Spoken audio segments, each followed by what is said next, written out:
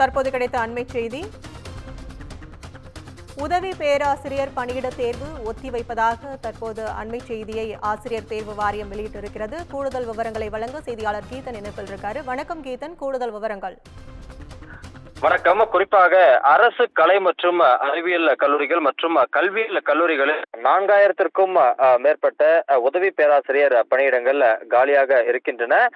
குறிப்பாக இதற்கான இந்த தேர்வு என்பது ஏற்கனவே கடந்த அதிமுக ஆட்சியில் 2300 பணியிடங்களுக்கு தேர்வு நடத்தப்படும் என்று அறிவிக்கப்பட்டது. ஆனால் அதற்கான வழிமுறைகள் என்பது தொடங்கப்படாமல் அது கைவிடப்பட்டது. அதனைத் தொடர்ந்து தற்போது திமுக ஆட்சிக்கு வந்த பின்னர் 4000 பணியிடங்களுக்கு இந்த தேர்வு நடைபெறும் என அறிவிக்கப்பட்டது. வருகின்ற ஆகஸ்ட் 4ஆம் தேதி இந்த தேர்வு தொடங்கப்படும் என்று அறிவிக்கப்பட்ட நிலையில் தற்பொழுது அந்த தேர்வு நிர்வாக காரணங்களுக்காக ஒத்திவைக்கப்படுவதாக தற்பொழுது அறிவிக்கப்பட்டிருக்கின்றது. குறிப்பாக அரசு கல்லூரிகளில் பணிபுரியக்கூடிய இந்த கௌரவ விரிவுரையாளர்கள் தங்களுக்கு இந்த அரசு கல்லூரிகளில் உதவி பேராசிரியர் பணியிடங்களில் முன்னுரிமை அளிக்க வேண்டும் என்கின்ற அந்த ஒரு கோரிக்கையை முன்வைத்திருக்கின்றார்கள்.